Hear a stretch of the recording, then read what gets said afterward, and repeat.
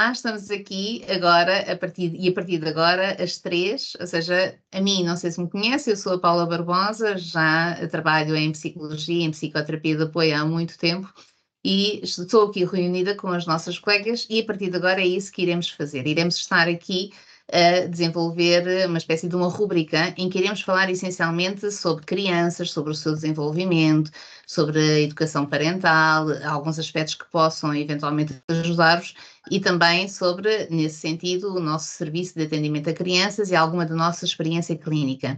Eu tenho aqui comigo a doutora Jéssica Barbosa e tenho aqui comigo também a doutora Ana Luísa Viegas, que são aquelas que essencialmente também fazem esse atendimento aqui na nossa clínica da consulta às crianças. Ou seja, aquilo que nós vamos estar aqui a falar essencialmente hoje, nesta primeira rubrica, é a diferença daquilo que seja a intervenção com as crianças e, nomeadamente, depois com os jovens já e em grande discrepância com aquilo que seja com os adultos, porque isto costuma deixar bastantes dúvidas. Vocês também vão sentindo isso na vossa prática? Não sei se queres começar, Luísa, ou se começo eu. Sim, pode Podes começar, começar, Jéssica. Ok. Sim, ou seja, no fundo acho que para a maioria do público em geral, principalmente os pais, que quando detectam algum problema na criança, gera-se também sempre a dúvida de como é que se intervém com a criança. As crianças não têm a linguagem como os adultos estão desenvolvidos, o vocabulário emocional estão desenvolvido. Então, existem vários tipos de intervenção psicológica com as crianças e acho que é um tema que gera aqui sempre dúvidas por parte dos pais de como é que nós fazemos este trabalho. Sim, quase como Sim, se parecesse ser aqui uma espécie de dúvida de que forma, se a criança tem aqueles comportamentos ou aquelas dificuldades, como é que nós, ali a fazer uma brincadeira, não estamos às vezes, vamos dizer assim, não é, a tocar nos pontos sérios ou nos pontos que de facto possam fazer essa transformação. Ana Luísa, também acontece o mesmo? Também vai sentindo essa dificuldade e essa estranheza? sim, e aqui até digo mais, não é? Que normalmente aqui, quando os pais vêm aqui com a indicação da problemática ser da criança, também é muito importante o nosso olhar estar naquela família, porque de facto é muito importante todo o sistema familiar, porque por vezes também acaba por os pais virem como que a criança ser o sintoma, mas por vezes se não houver também um trabalho contínuo, por isso é que também os pais são muito essenciais nesta relação terapêutica. É muito essencial para toda a consistência. Com certeza, ou seja, quando nós trabalhamos a criança, ela, na verdade, diz-se que é o paciente identificado quando nos chega até à Uhum. consulta. Ou seja, o que é que isto quer dizer? Isto é a linguagem clínica, mas o que quer dizer é que a criança vai transportar muitas das vezes o sintoma daquilo que é a própria dinâmica familiar. E neste sentido, e desmistificando aqui, por vezes, o medo dos pais de que a consulta infantil sirva apenas quase para os culpar de alguma coisa, Uhum. deve, no fundo, fazer-se aqui uma espécie de reformulação desse olhar para que as coisas passem a ser entendidas como uma espécie de uma aprendizagem.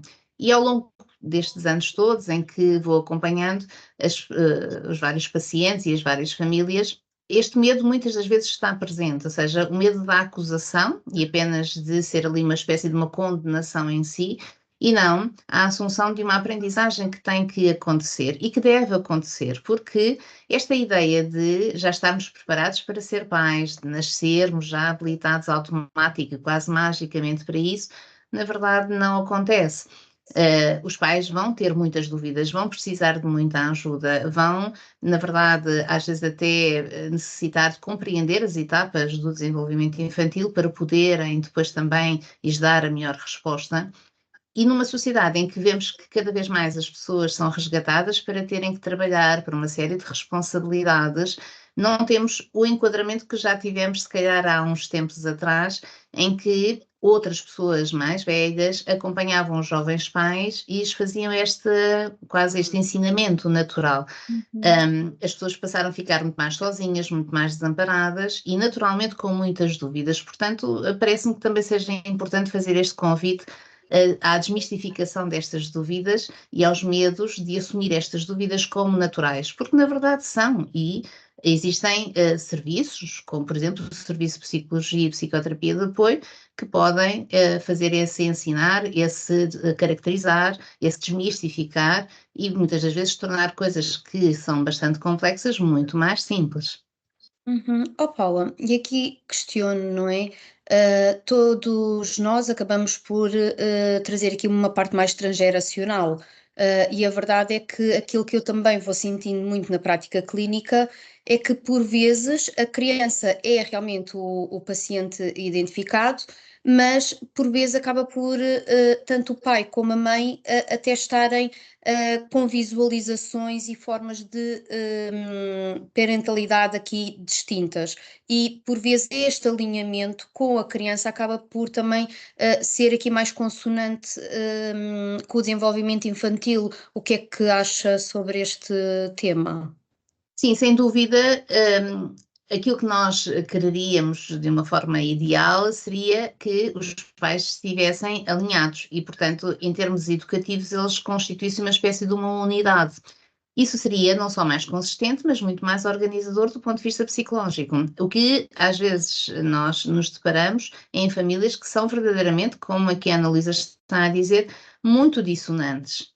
E isto cria não só o conflito normalmente permanente entre os pais, mas cria também depois quase sempre ambivalências ou mesmo caos na criança, porque é como se nós estivéssemos, imaginem, a fazer uma tarefa qualquer e a sermos direcionados por essa tarefa com instruções diferentes de, vamos dizer assim, chefes e autoridades diferentes. Nós às tantas não saberíamos para onde iríamos, e isso então são as versões do caos, ou então nós ficaríamos com muito medo e muita insegurança de não corresponder a um lado e corresponder ao outro, e, portanto, estaríamos ali cheios de medos e culpas, e isto são as versões que nós encontramos na criança que fica mais ambivalente entre isto, ou então temos a criança que, se um dizes para um lado, outro dizes para o outro, isto não faz sentido, então eu desligo-me, eu desconecto-me, e, portanto, temos aqui também as versões em que a criança acaba por se desinteressar e por se desapegar daquilo que sejam essas instruções, na medida em que não vê congruência e consistência e lógica nelas. Neste sentido, nós poderemos sempre trabalhar somente a criança, mas, como estão aqui também a dizer, e com razão, trabalhar a criança e, ao mesmo tempo, ir acompanhando a família nestes critérios, possa resultar num trabalho muito mais completo e muito mais proveitoso para todos. Acho que neste seguimento também é importante referir que nós até costumamos chamar a criança como elemento go-between, porque é a criança que está dentro do seio familiar, mas que vai à escola, recolhe a informação da escola, vai para casa, de casa vai para a escola, e que, portanto, muitas das vezes os pais também se confrontam não só com desafios na própria consonância desses modelos de parentalidade, mas depois também com as exigências da escola e as perspectivas dos professores ou do ambiente que rodeia a criança.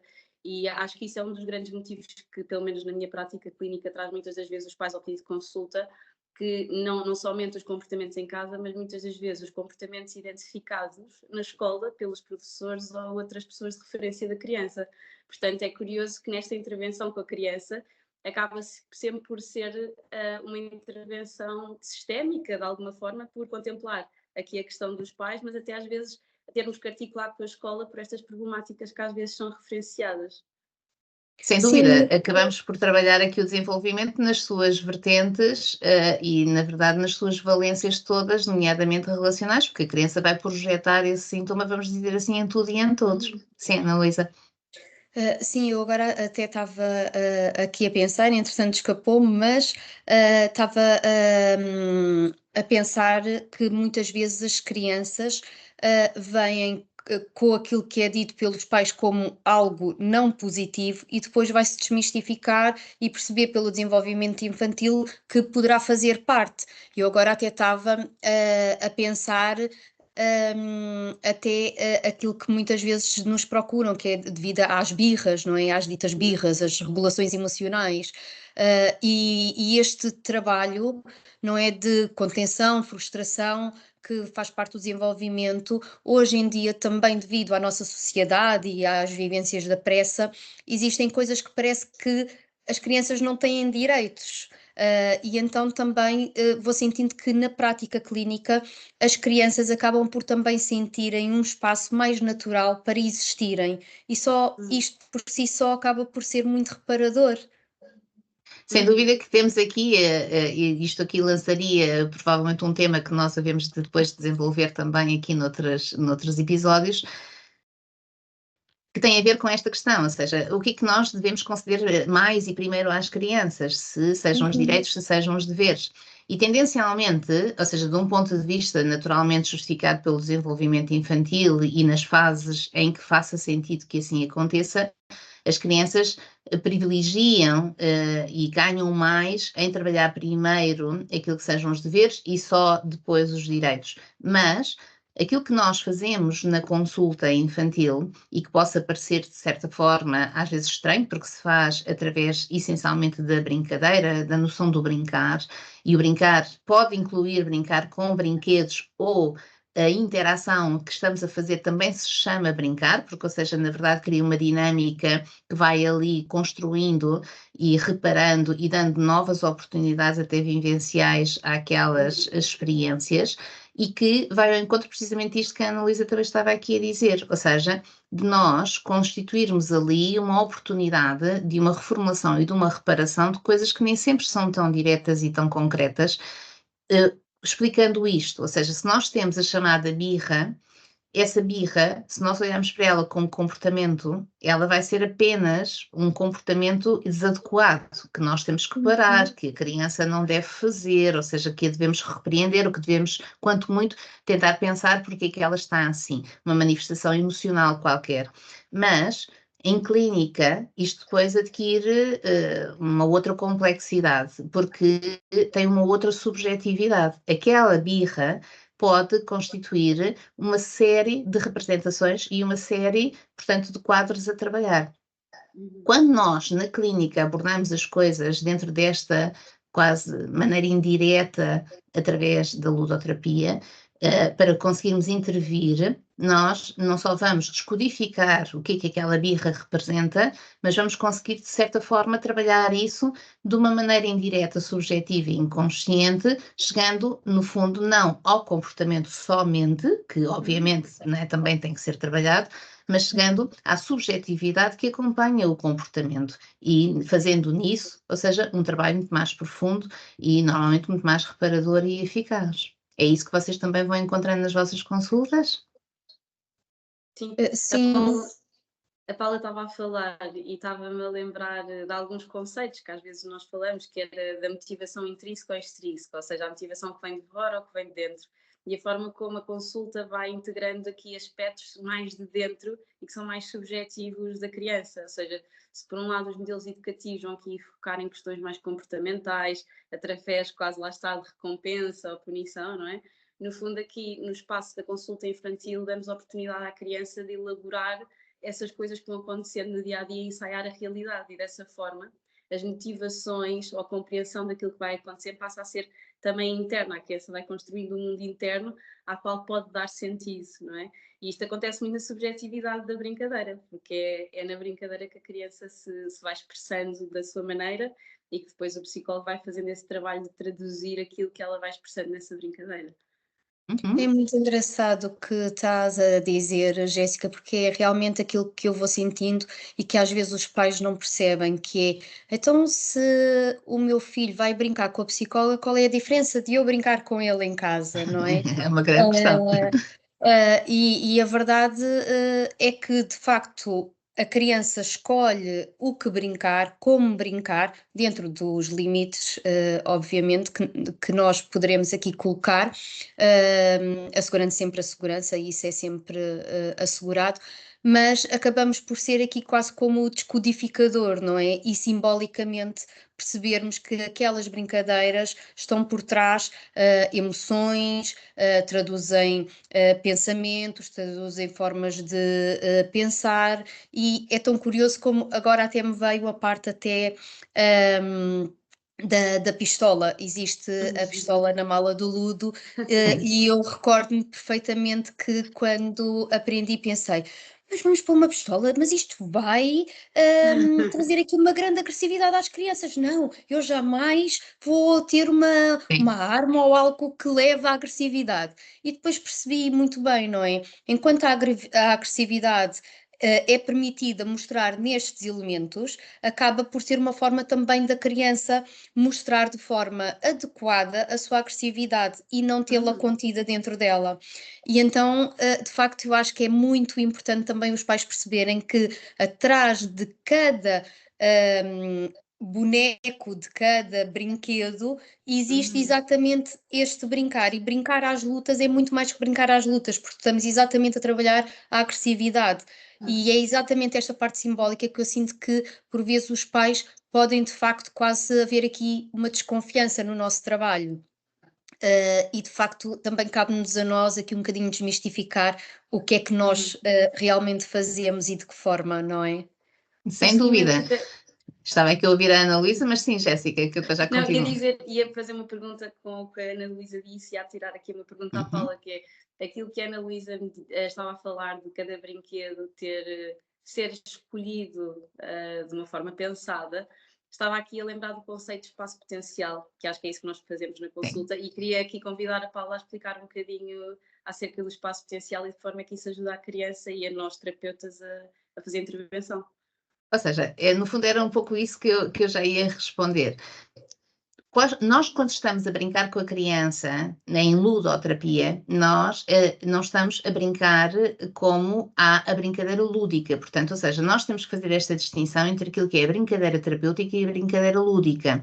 Assim como nos adultos nós costumamos dizer, não é? Isto é uma conversa, mas não é uma conversa como outra qualquer. Pode parecer que é uma conversa fluida e tudo mais, mas ela está carregada de uma série de técnicas que promovem uma série de efeitos e para os quais nós conseguimos depois ajudar a pessoa a atingir os seus objetivos. Com a criança é exatamente igual, embora pareça mais estranho. Porquê? Porque quando a criança está a brincar, ela não parece estar a expressar de uma forma consciente e direta aquilo que são as suas problemáticas. E sem dúvida que ela não está. Mas a criança muitas das vezes nem sequer tem maturação cerebral suficiente, vocabulário suficiente para conseguir fazer essa explicação. E, portanto, o que ela consegue fazer é um mecanismo chamado projeção, em que ela coloca na brincadeira aquilo que são os seus conflitos, e de uma forma indireta e que provavelmente também a maior parte das vezes é inconsciente para ela, e através desse simbolismo nós conseguimos depois fazer retornar, vamos dizer assim, uma informação à criança que já esteja, entre aspas, arrumada e que possa ajudar a promover esta sensação interna de bem-estar e de consolidação, quase até de pacificação. O que acontece é que enquanto nós estamos a fazer isto, há mecanismos, como se diz, de elaboração emocional e afetiva. Ou seja, algo que nós carregamos e que nos causa ansiedade ou angústia tem que ser elaborado. E o que é isto? Ser elaborado implica ser, de alguma forma, compreendido, identificado, ter vocabulário para isso e, ao mesmo tempo que é reconhecido, tem que passar pelos processos de pensamento. E depois os processos de pensamento vão fazer qualquer coisa que arruma aquilo. Se a criança, às vezes até mesmo nós vemos, os próprios adultos não têm ferramentas psicológicas para fazer este processo, a criança também, de uma forma muito frequente, não consegue fazer isto sozinha. E é nisto que, enquanto brincamos, vamos oferecendo aquele espaço precisamente para que a criança projete essas coisas e nós possamos ajudar a fazer essa dita elaboração, portanto, ou seja, a passá-las pelo pensamento por ela e a devolver, então, já com uma certa organização, uma certa lógica e todos os efeitos depois que esperamos que tenha do ponto de vista psicológico geral e que a maior parte das vezes as pessoas reconhecem muito no comportamento, mas há problemáticas também nas crianças que não são só naquilo que elas fazem, no comportamento e na atitude que elas têm também. Algumas são internas, são depressivas e são às vezes até mesmo de uma espécie de desassossego interior que já desde criança vem a acontecer. Então, neste sentido, nós vamos passar a reunirmos aqui as três, vamos continuar a falar sobre crianças, sobre desenvolvimento infantil, sobre educação parental, sobre até a nossa prática e experiência clínica ao longo destes anos e convidamos-nos aqui a acompanhar-nos desde sempre nesta regularidade desta rúbrica. Podem também em consonância, enviar os vossos pedidos ou mencionarem eventualmente as vossas dúvidas, que nós poderemos depois também aqui dar resposta. Até uma próxima. Até a próxima. Até a próxima.